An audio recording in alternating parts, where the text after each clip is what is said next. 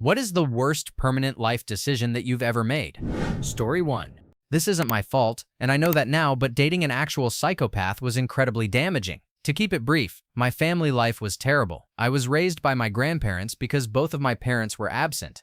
My dad is an alcoholic, and my mom is severely mentally ill. My grandparents had their own dysfunction as well. I had no idea what a healthy relationship was supposed to look like, or how I was meant to be treated. This guy was a liar, a cheater, and had a violent streak. The only solid piece of wisdom my dad ever gave me was not to date him. I can still hear him saying, "He's too friggin' hot-headed. There's something wrong with that kid." Fast forward to him getting me pregnant twice, leaving me both times, and also essaying me many times as well. He was violent when I was pregnant, and even pushed me in front of my mom. When he left me after our second child was born, he got married to this woman and later would be connected to her death. I also found out years later at that court hearing he had been involved in various other horrible crimes. Asking that lunatic for help with my math homework was the single worst decision of my life. I'm 27 now and he is still trying to find me and my kids. To anyone who is young and dating, please be careful. Don't live in fear, but be cautious about who you let into your life. Some people never truly leave. Story 2. I decided not to change my official address from my mom's house, even though I hadn't really lived there in a long time. I just stopped by occasionally for dinner, a movie, or to read a book while mostly staying with my dad. One day, 2 agents from Homeland Security showed up at my office to inform me that CP had been detected as being downloaded from my mom's IP address and that I was their prime suspect. I was told I couldn't return to work, I work with kids, and had to tell all my clients that I wouldn't be seeing them anymore. It broke my heart. They seized my computer and phone, along with the ones at both my mother's and father's houses, without giving any idea when or if I'd get them back.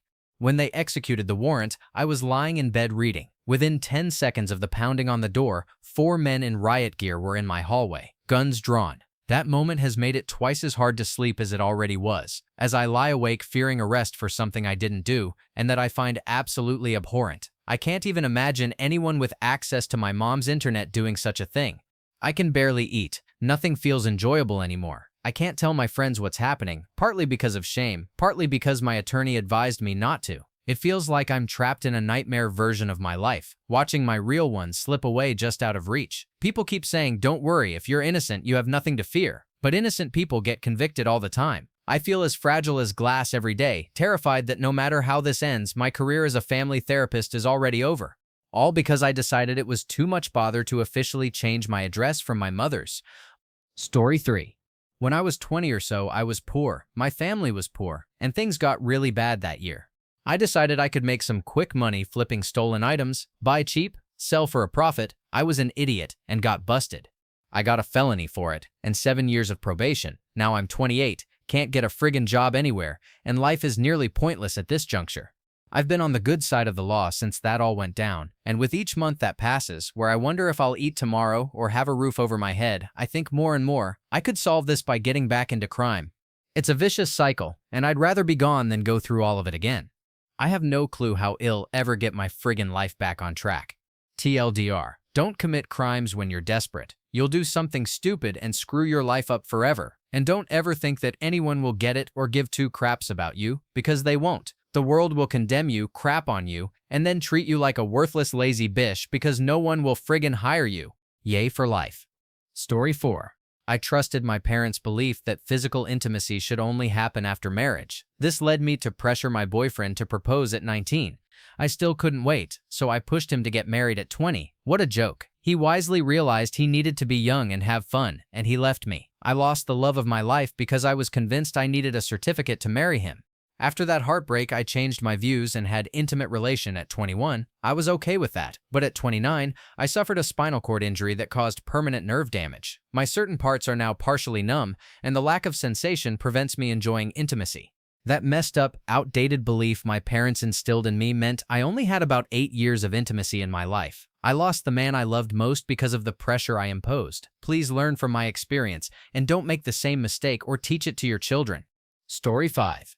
I decided to break up a fight. It was a success at first, but then some guy came from behind and tackled me. I was stronger than him and gave a few good ones, but he was obviously a trained fighter. He put my leg in some type of jiu-jitsu hold and tore my ACL. I was an uninsured student at the time. 10 years later, I still cannot play any sports, and I have to be extremely cautious in the snow. Edit. So, the fight I tried to break up turned into a brawl between two groups of people. The school ended up getting involved and kicked 3 people out, including the guy who ruined my knee. Suing crossed my mind, but I wasn't supposed to be at the bar, and I was on a full-ride scholarship. I was more worried about my scholarship being taken away. Plus, I was 19. What the heck did I know? This happened in 2001. It doesn't hurt anymore except during the winter months when it throbs from time to time. Hell, sometimes I forget which knee is injured. I have to be extremely careful when walking on an icy sidewalk. If I slipped and had to regain my balance, my knee would fail me. I plan on upgrading my insurance coverage one of these to get it fixed. Story 6.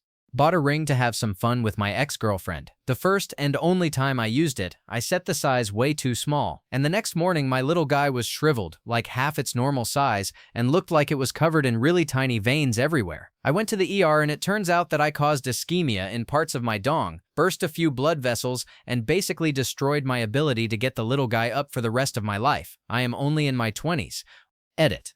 This happened 3 years ago, and my ex broke up with me shortly afterwards. I can still get a semi, maybe 20% of what it was previously. If I use meds, ED causes a lot of stress, anxiety, worry, etc.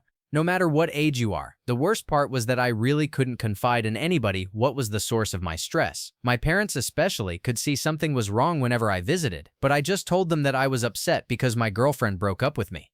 Story 7.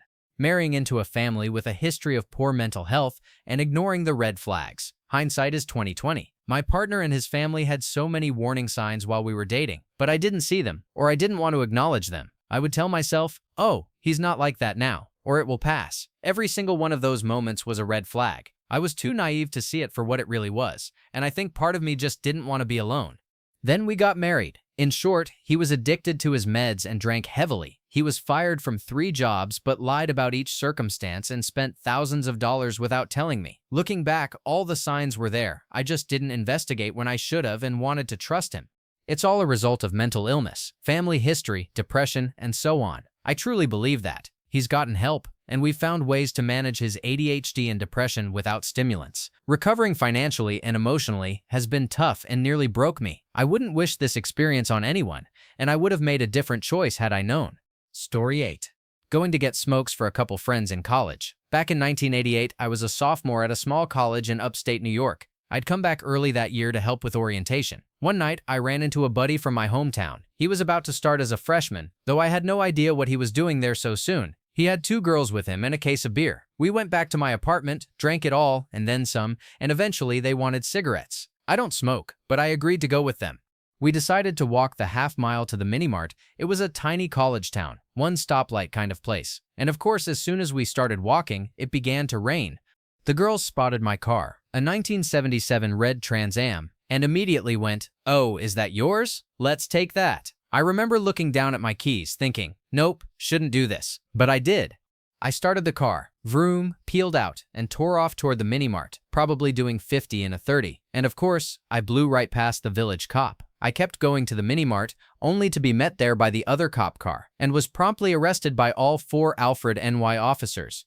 I later had the distinction of being the first person in that village convicted of driving while under the influence of alcohol. It's followed me ever since, cost me jobs, forced me to sell my car, and got my license suspended for a year. I even ended up in the insurance risk pool for 7 years. When I could finally afford another car, a basic, no-frills model with no collision coverage, the insurance cost me $3,500 a year in 1991, while the car itself was only $3,000. Most recently, I'm now 45, and I wanted to take my wife and kids to Canada this summer. I can't get into the country with a DWI on my record. I have to apply to a magistrate and prove I'm rehabilitated, which will cost $250 to $500, takes several months, and comes with no guarantees, even though my record is otherwise completely clean. Don't drink and drive, folks. Story 9. Having a snake as a best friend. My snake, Xavier, looks a lot like me. My buddy Steve Austin, of the television program WrestleNemia, used to say he couldn't have picked which one was which out of a lineup, which he ended up having to do several times after the burglaries. But that's all been settled outside of court, and I'm happy to say that the wounds have healed up nicely. Anyway, this one time a man on the street came up to me and started cooing while making wild fist motions. Immediately concerned, I shook him and asked him what the matter was. "You," he said, his eyeballs bulging and his Adam's apple becoming dislodged, "you did it with my wife." Now I've been with a lot of people's wives, my neighbors, Ronald Reagan's, yours, but I was pretty sure this man wasn't one of them. For one thing, he was Irish, and the Irish tend to marry Hungarians, and I wouldn't touch a Hungarian for all the money in Hungary, about $4.68. For another, he was grotesquely overweight, so I figured his wife couldn't be much to look at either. This might be an unfair judgment, but I have never considered myself a fair individual. I'll fight you right here, the man said. Right now. He raised his bony fists and leered at me. At this point, I realized what must have happened. Xavier had been a bit of a man about town recently. He was going through a messy divorce, which for snakes tends to involve repeated vomiting and a 4,000% increase in intimate drive, and it seemed likely that it had been he, and not me, who had slept with this man's wife. "Oh," I said, "you're looking for my snake." The next thing I remember, I was waking up in the East Omaha General Custer Memorial Hospital in excruciating pain. My doctor told me that I had been out for several years, but since the man hit me with such force, I was traveling near the speed of light, and I perceived it to be only a few hours. In accordance with Einstein's theory of general relativity, I had also fractured 34 ribs and needed a mechanical dong to replace my old flesh-based one. This saddened me, but I am delighted to say the wounds have healed up nicely and I am almost a functional human being. Xavier apologized to me in his own coy way, and our friendship has not suffered as a result, except for the 2 weeks I used him as a Kleenex brand paper tissue. Story 10. Having kids. Don't get me wrong, I love my kids, but I could be doing so much better financially without them. Edit, a couple of things. If you have kids, feel free to vent. If you don't, you have no idea what you're talking about. Because we had kids when we did. We're stuck in a cramped 2-bedroom apartment, and my wife and I barely make enough to feed ourselves. It's not the kind of childhood I ever wanted to provide, and if you think my priorities are messed up just because I wish we'd waited until we were more financially stable, that's ridiculous. Don't try to paint me as a bad dad for wishing we'd been better prepared. Another edit. Looking back, I realize I gave almost no context in my original comment, then lost my temper when people responded understandably the way they did. For that, I apologize and want to rephrase what I meant. I regret when I had my kids, not having them. I love my kids deeply and do everything I can for them. Without them, my life would have no meaning. I just wish my wife and I had waited, finished school, gotten stable jobs, and been able to give them the kind of life they deserve. It's hard raising 2 boys when money is tight. Again, I'm sorry for how I worded things before and for how I reacted. Story 11. Quitting a job to help a family member start a business turned out to be one of the worst decisions I ever made. Over time, they ruined me financially, mentally, and even made me physically ill. When I finally tried to step away, they became violent, terrorized me, tried to get me fired from my new job, and turned my family against me. When that failed, they began threatening my SO. I finally realized I couldn't cope anymore and got a restraining order that was 5 years ago. Last month, I received a court order to pay £30,000 they had racked up in my name. I'm fighting it now. For the past few years, my life has been dominated by trying to get myself back on track, just to normal. Every time I think I'm done with counseling, something like this court order throws me right back to square one. Remember, a conniving, manipulative person, family or not, will always stoop lower than you can ever imagine. Story 12. Messing around in high school and not going to college. I'm not saying college is necessary for everyone, but I think I would be in a much better place overall if I had gone. I have a decent corporate job that I am very good at. I've been employed by the same company for 10 years. My life is not horrible, but the ceiling is getting so low that I have to crouch in my cubicle. I've seen enough advice animal memes on the front page to know that the high school kids are out for summer. If you are reading this, please take my genuine advice. Just tough it out, do well in school, and get a scholarship. Your schoolwork should really be your main focus in life. It will suck. You may not get to go do the things your friends are doing. I know this. I chose to have fun, and now I don't have much fun anymore. I have close friends that are now fresh new lawyers, paramedics on their way to becoming doctors, a Wall Street broker, and even an astrophysicist, and I am already 10 years into a middling career that can't ever really make me happy.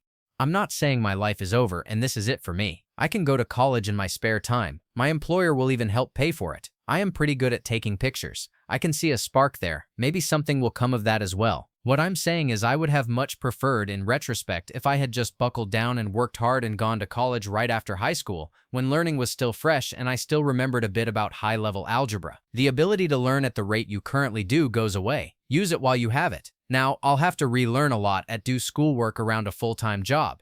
Edit. I have a friend that is a welder that did all his learning as an apprentice. He too makes enough money that he can go and do pretty much whatever he wants to do. At my base salary, after taxes and insurance, the car payment, rent and food, I have to save up for months to be able to swing an in-state vacation. I guess my main point is get the work done while you are really young so that when you are older, you don't have to worry about that and you can do that fun stuff as much as you'd like. I'm not saying wait until you retire to do anything fun, just so you can make enough money to have fun when you're not working. Story 13. I grew up poor, no car, no indoor plumbing for years, and we mostly lived off potatoes and eggs from our backyard. As a teenager, I had one pair of shoes and 2 pairs of jeans to last the entire school year, both worn and patched within months. I envied my friends who had more and became a workaholic, juggling 3 jobs through most of my 20s and 30s. By 24, I'd bought my first apartment building, even though I was still living in a rundown 1972 mobile home on rented land in a sheep pasture. I went to college part-time for years whenever I could, paying cash as I went. I'm not wealthy, but I've done all right. I have a nice home and enough to live comfortably. I finally got married at 50. Looking back, I wish I'd worked less and enjoyed life more when I was younger, made more time for friends, and taken the chance to find the right person while I was still young enough to have a family. Instead, I settled for comfortable relationships with the few women who showed interest in me and ended up raising their kids instead. I wish I had spent more time traveling the world, getting a better education, exploring art, going to concerts, drinking more beer, owning more animals, and sitting around more bonfires. I wish I'd learned to play an instrument, learned to fly, owned more race cars, volunteered more, gone to more beaches, planted more gardens, and built deeper friendships with a wide, diverse, and eclectic group of people. In the end, those things matter far more than money in the bank or a nice house. Story 14. Even if no one ever reads this, I still want to share the thing I regret most. It's nothing extraordinary, but I can't stop thinking about how much I wish I could go back and change it. I'm 39 now and was born in Germany. Both of my biological parents were severe addicts. When I was 3, a social worker who knew my parents asked where I was, and they couldn't remember. I was found alone in the apartment where I'd been for at least a week, surviving on crackers and drinking whatever water I could find. I don't remember any of it, but I've carried the weight of that story my whole life. Fast forward 13 years, I was adopted at age 3 by an incredibly loving couple, the best parents anyone could ask for. But unsurprisingly, I was a difficult kid. Before they took me in, several foster families couldn't handle me. I refused to sleep in a normal bed and would only sleep on the floor. I had a terrible temper and a lot of behavioral issues. My parents believed that if they gave up on me too, I'd never have a chance to grow into a normal, stable person. So they kept me, despite everything. By the time I was around 10 or 11, things got worse, and they had me evaluated by a psychologist. He explained that children begin forming trust just a few months after birth, and since I never had that chance, I struggled to trust anyone. Because of that, I was more likely to act out or respond to people in unpredictable ways. When I was 16, things got so bad that my parents had to kick me out. They found me a spot in a kind of housing program for young adults doing apprenticeships. I don't even know what to call it exactly. My biggest regret, even now, is how much pain and grief I caused them. The older I get, the more I wish I could go back in time and change it all. To actually feel like a kid again. To have a real childhood. To make them proud instead of ashamed or worried. As I've gotten older, I've also grown angrier at my biological parents. They messed me up so badly. The person I am now is okay, I guess, but there's a lot wrong with me that I've just learned to hide over the years. Story 15.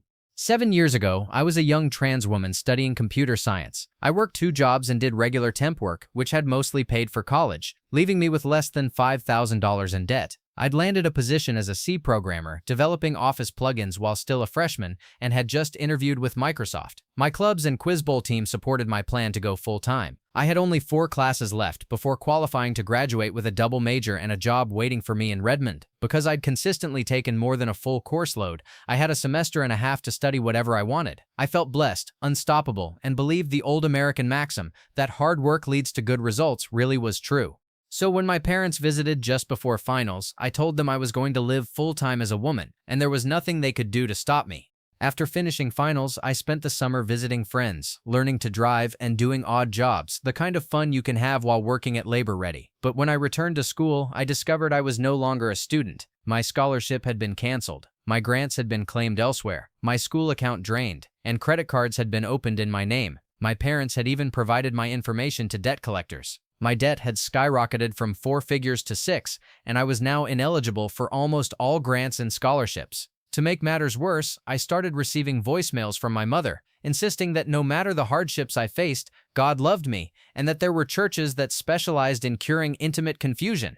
So for the past 7 years, I've been scraping together enough money to pay for just 4 classes so I can finally finish my degree. Naturally, the recruiters who were excited to see me as a junior won't return my calls or emails, and I can't get a programming job because all HR sees is someone who quit school 4 classes short of graduation.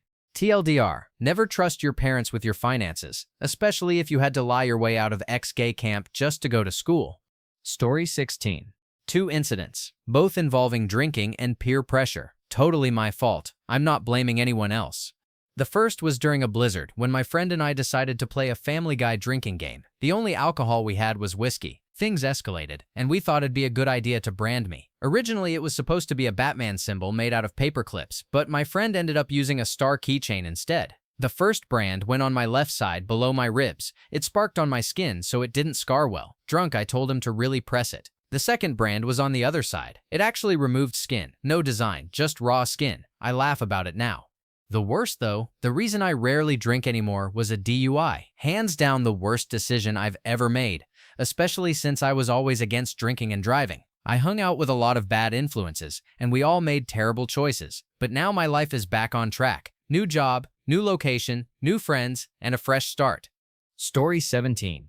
Being too nice literally in every part of my life. Countless friend zones, wasted money, even skipping classes or going against my parents' wishes just for a friend. I give and give. With my friends, I act like I expect favors in return, but I don't actually enforce it. Hey, can you spot me for this food? Or can you drive me somewhere and wait 2 hours just to drive me back? My answer is always yes, apparently every single time. And I do it because at some level I don't mind, but I hate it. I've gone against my parents, spent more money than I had, all for things that had zero impact on my life. Like someone else said, I hate receiving help or gifts. I just can't stand it. My friends give me strange looks when I go completely out of my way for them, and then 2 days later they'll decline the simplest act of kindness in return. The girl of my dreams barely talks to me anymore unless she's asking for a favor. It just shows that eventually people start to expect it, and that expectation becomes the only interaction.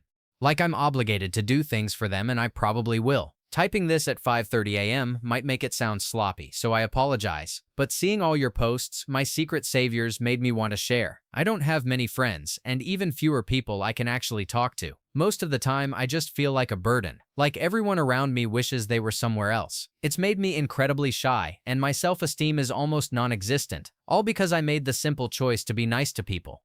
Story 18. The worst life decision I ever made, though not permanent, was getting married. I'm not saying I married the wrong woman, it's that after we got married, she changed. She went from being a smart, funny woman I could have adult conversations with to a wife who's bitter, angry, and constantly criticizing me like I'm a 5-year-old who keeps breaking her vases. Now I remember all those older people warning me the same thing could happen, and I feel dumb for not listening. And you might be thinking, whatever, you're probably a crappy husband. My girlfriend would never act like that. We've been living together for 5 years and it's still amazing. Great, live with her, enjoy it, but don't marry her. That's when the transformation starts. I don't know what it is about that ring, but once it's on, you stop being her partner and suddenly become part of her family. And you know what? She friggin' hates her family. You've been warned. Story 19. I learned a hard lesson about drugs about 10 years ago. During the peak of my partying days, I accepted a white powder from someone I wrongly thought was a friend. After I did a huge line, he casually mentioned it was actually Kita. Don't worry, he said, it's basically the same thing. Well, no, it's nothing like powder. I didn't know that at the time. What followed was the most terrifying experience of my life. I couldn't move, couldn't talk, could barely breathe, and I'd already been drinking and doing powder for hours. It felt like I was choking as all feeling drained from my body. My limbs turned to jelly, and I started collapsing. He sat me down on a couch in the after-hours club where we were. I'll never forget the sensation I had then. Death felt like a gigantic dark bird perched on my shoulders, its weight growing heavier, threatening to crush me completely. It took everything I had to force words out of my mouth. I remember gasping, "Can't breathe, hospital, home." He called a cab, and he and one of his bouncer friends dragged me up the stairs to the street. He got into the cab with me and took me home. My boyfriend was away for the weekend, a fact this friend knew. He took the keys from my purse, let himself into the apartment, and essayed me. Later, he denied everything and tried to paint me as some kind of ore, even though I couldn't move. I hadn't known anything about Kita before that night. Afterward, I learned I must have slipped into what's called a K-hole. I'm just lucky I didn't die. I went into a self-destructive spiral for a couple of years afterward. My boyfriend dumped me, blaming me for everything and calling me names, and not that it helped. Our intimate life had already been non-existent. He kicked me out of our apartment, and I had to move back in with my emotionally abusive mother and start my life over from scratch. Eventually, I joined a 12-step program and have been clean from hard drugs for 8 years. I learned my lesson: never accept drugs from strangers or suffer the consequences. Story 20. Not trying. I never did drugs, didn't sleep around, and only had a few beers underage once when I was 19 and visiting someone in Japan. I was a relatively good kid. The exception was school. I didn't put much effort into my studies or anything else. I scored at a 12th grade reading comprehension level on standardized tests when I was in 2nd grade. By 5th grade, my school insisted I be moved to the accelerated and enriched program, G&T, etc. I started the program that fall, and I loved the challenge, but at Christmas we moved across the state and I ended up back in a normal school. I think that's when I began coasting. I represented my city in the Scripps Howard Regional Spelling Bee, 2 out of 3 years. Everyone had the word list. I didn't study it at all. I just spelled intuitively. That's why I missed retrograde when the reader pronounced it retrograde. I did well in middle school, okay, in high school, and decently in college. I even graduated with honors in both high school and college. I just never had to try. I love English and hold a degree in it, along with one in construction management. I took several literature courses without reading any of the material and still managed B's or better. At the time, I thought everything was great. College was easy, life was easy. Looking back, I sometimes wonder what might have been if I'd put in more effort. During bouts of depression, I catch myself thinking I could have been an Eagle Scout if I hadn't quit when we moved, or I could have been valedictorian if I had tried. But the truth is, I didn't. I wasn't. Whether I could have, would have, or should have, I didn't. Period. So, in the end, it's completely irrelevant. All of that brings me to where I am now. I'm in grad school, working on my teaching license, and I've discovered through past jobs that I absolutely love teaching. I'm not sure if it's my own experiences or something else, but when I can help a student's mind open up, it's one of the best feelings in the world.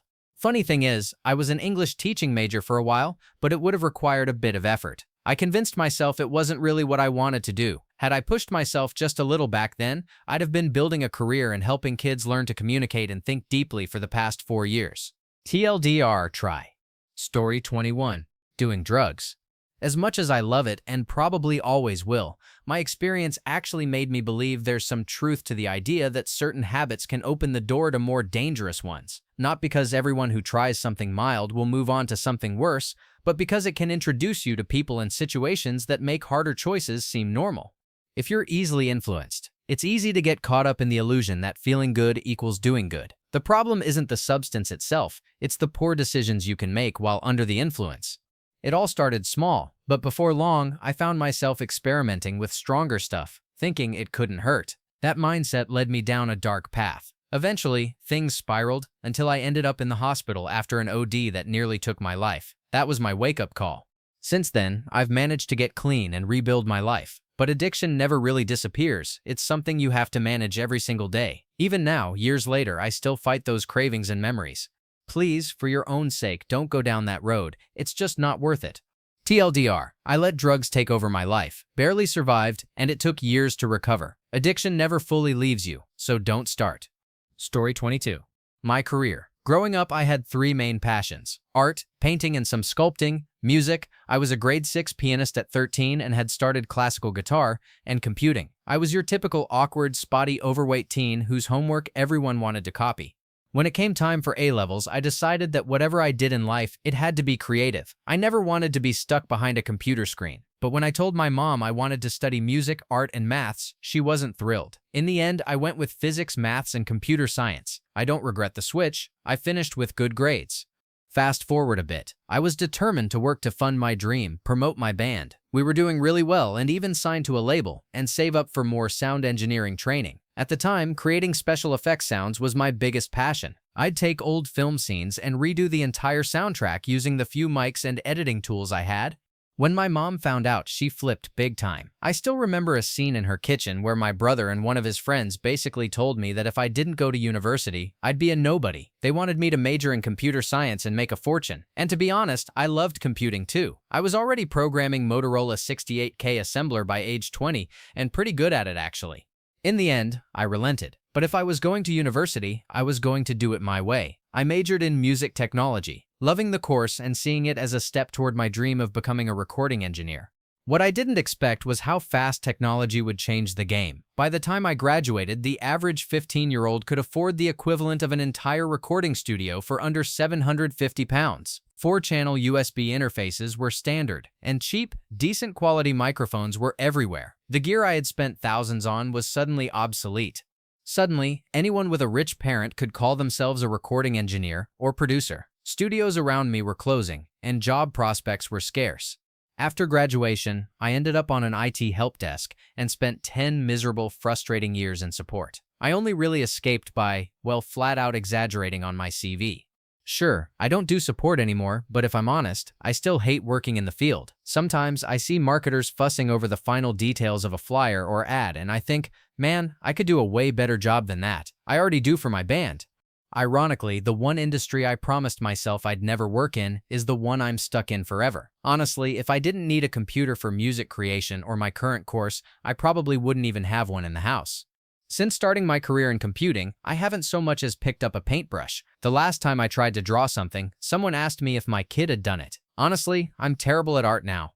I've kept up with guitar, but my piano skills have completely disappeared, and that's what frustrates me the most. Keeping up in IT takes up almost all your free time, with endless professional certifications and qualifications to stay competitive. In the UK, no employer pays for career-advancing courses. It's all on you. Finally, to further the charade of being slightly more capable than your average support monkey in this terrible career path, most prospective employers turn their noses up at my music technology degree. If it's not computer science, they're not interested. That means I'm not even earning great money because I have to target employers who either don't want degree-level candidates or don't care about the major. So how am I fixing that? I'm doing a second degree in computer science via distance learning, completely self-funded and self-studied. I have to say, there really are times. Story 23. I never really built much of a social life. I was the quiet kid in class who mostly kept to myself. Toward the end of high school, I started opening up a bit, but when I left for college, I didn't really keep in touch with anyone. After college, I landed a demanding job that consumed most of my time. By then, I had very few friends, since I'd spent most of my college years reading or focused on my hobbies. Now I'm 25 and still don't really have a social life or much understanding of how to socialize. Many people aren't very understanding about that since most people my age have already figured it out.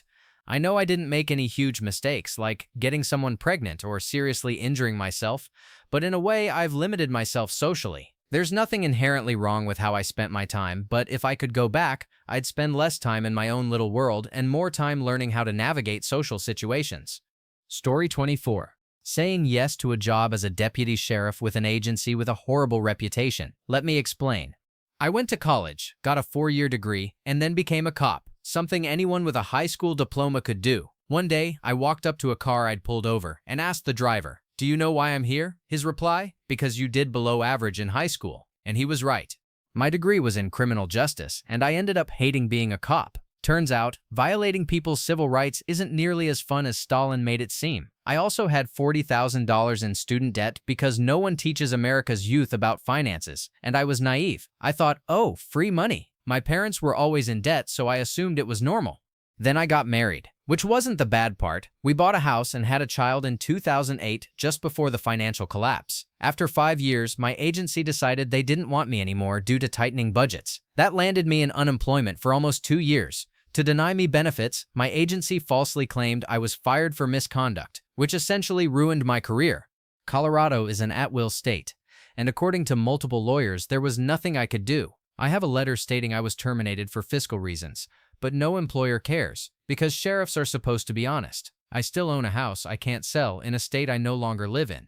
My life went downhill after that. I'm over it now, but it will always haunt me. I'll likely never pass a pre-employment background check because my agency lists my firing as misconduct. Even though I have official documentation stating otherwise, any job requiring a background investigation is essentially off limits.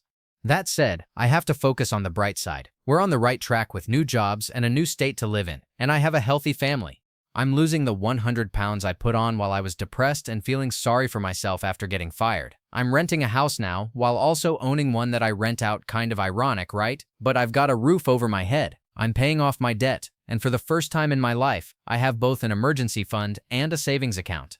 There was a time when I almost didn't make it. I put my loaded service weapon to my head once, and to this day, I don't know why I didn't pull the trigger, but I'm glad I didn't. Things are good now. I've rebuilt my life piece by piece, though I can trace everything back to one phone call, the day I accepted a job I was warned not to take. That single decision changed everything. Story 25.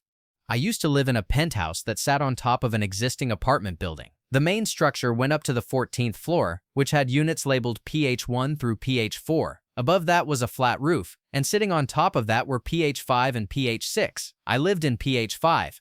One day I forgot my keys, and my roommates wouldn't be home for another hour, so I decided it would be a great idea to get in through my bedroom window. The plan was to climb out the stairway window at PH6 level, drop down onto the little rooftop patio area outside my place, and let myself in.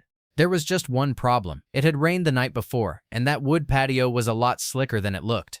The ceilings on our level were 12 feet high, so the drop was about 14.5 feet. It didn't look that bad, but when I landed, my feet slipped instantly, and I hit the ground hard on my back. My ankle went completely numb. It wasn't broken, but the soft tissue damage was bad enough to change everything. That one slip has caused constant chronic pain for the last 9 years. It wrecked one of the healthiest periods of my life, back when I was running several times a week and holding steady at 180 pounds. Since then, my weight and overall health have been a roller coaster, rising and falling with the state of that same ankle. On the worst days, the pain gets so intense I've caught myself thinking about cutting the hurt right out. Like if I could just take a sharp spoon and scoop the pain away, I could have my life back. I spent years trying to fix it. Physiotherapists, sports medicine specialists, MRIs, the whole circuit. Nothing really helped. About 4 years ago, I finally gave up. I stopped trying, stopped hoping, and somewhere along the way, I got to be the biggest I've ever been. But a few months ago, I decided to give it one more shot with a highly recommended physiotherapist, and for the first time in almost a decade, I'm actually seeing progress. She's been absolutely fantastic. So yeah, I basically gave myself 9 years of chronic pain, because I was too impatient to just wait an hour for my roommates to get home. My ankle pain hovers around a 1 to 5 most days. Not unbearable, but always there. Chronic pain doesn't just wear down your body. It drains your motivation, your focus, even your sense of joy. Every time I've tried to get back into exercising, I've ended up right back where I started, hurting too much to continue. Story 26. I was living in Beijing. Big paycheck, steady job, an apartment, and a hot girlfriend who loved me. Life was good. Then came a choice. Move with her to Paris while she did her master's. Living off my savings and looking for work there, or take my savings, go back to my hometown, and try running my own business. I chose the latter.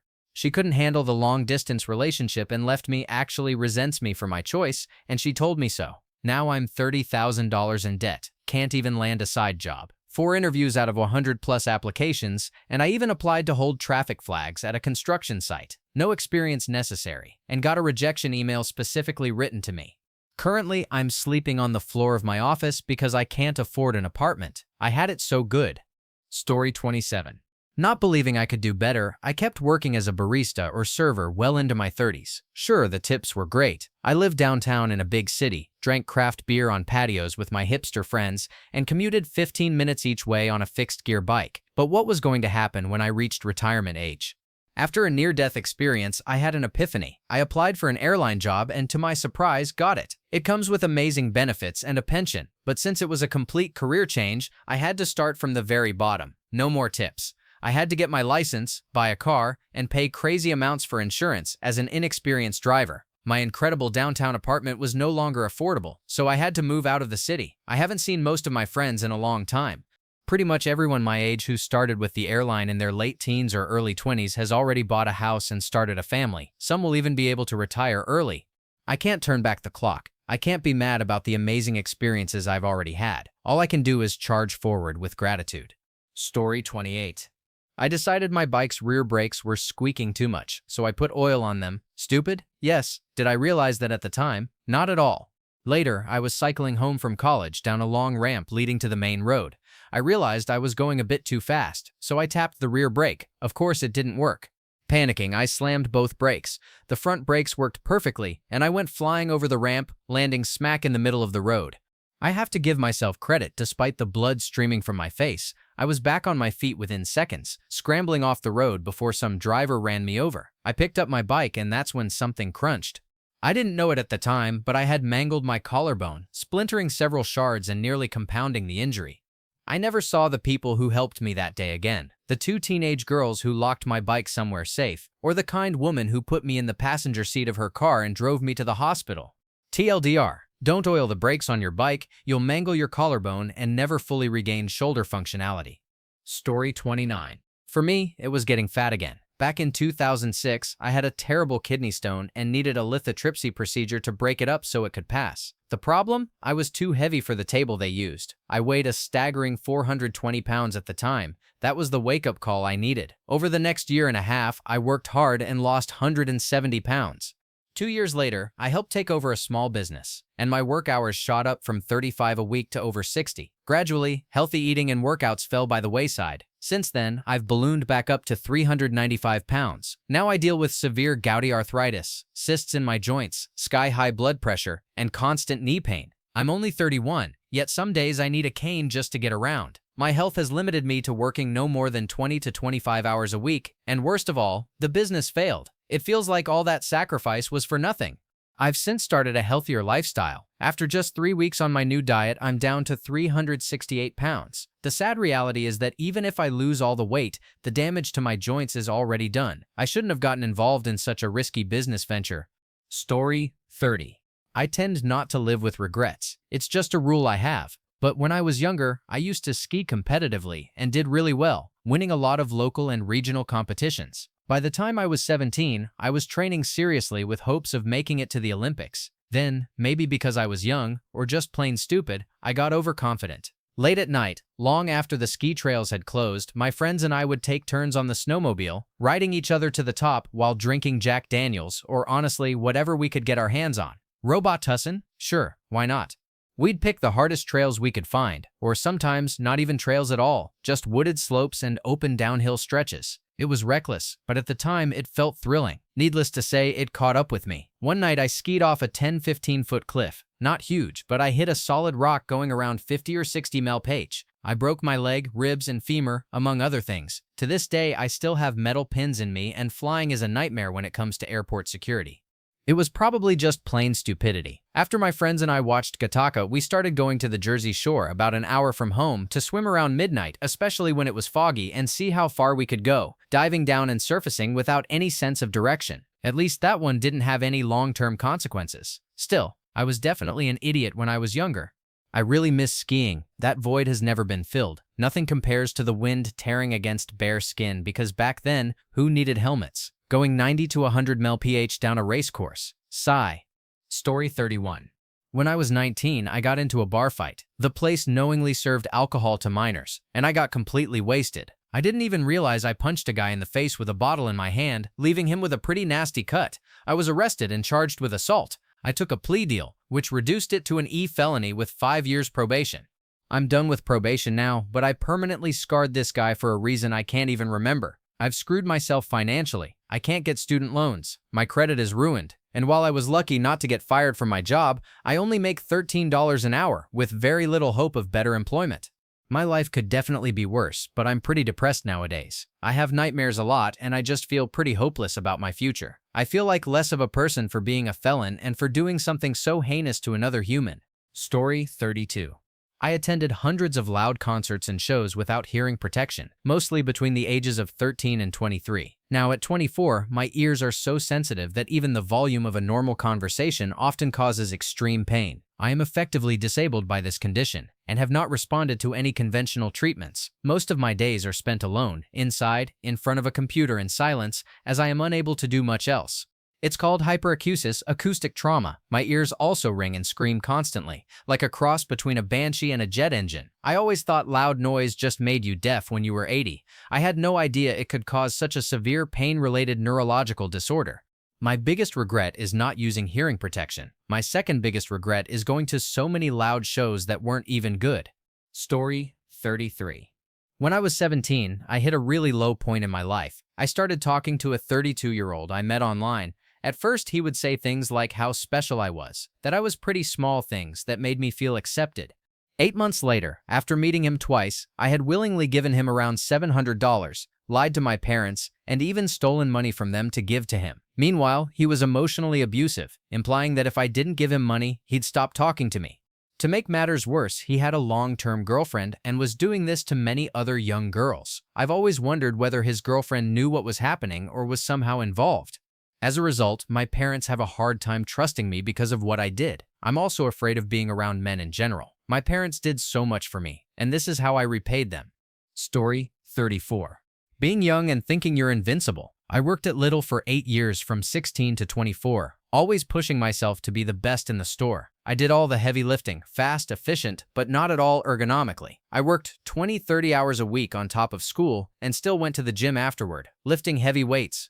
I took a year off school to work full-time and find a study I would enjoy, putting in 36 hours a week in the heaviest part of the store, the greens department. After an 8-hour shift, I'd go to the gym and do heavy deadlifts, squats, and more. I always felt strong and healthy, until my lower back started hurting a little.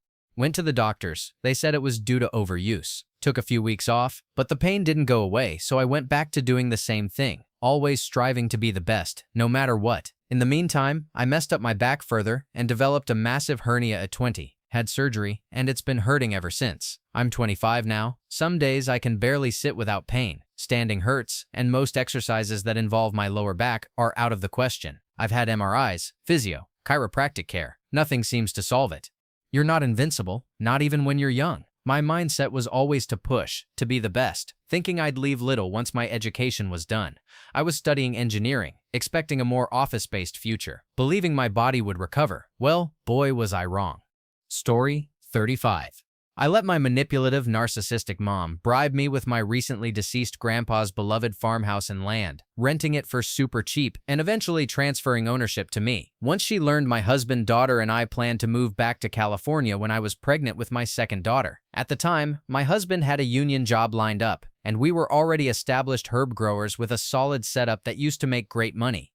Instead, it's been 7 years of living under her delusional obsession with controlling my life. My husband never found a better job than the one he was offered, and I feel stuck and miserable in the gossipy hometown I swore I'd never end up in.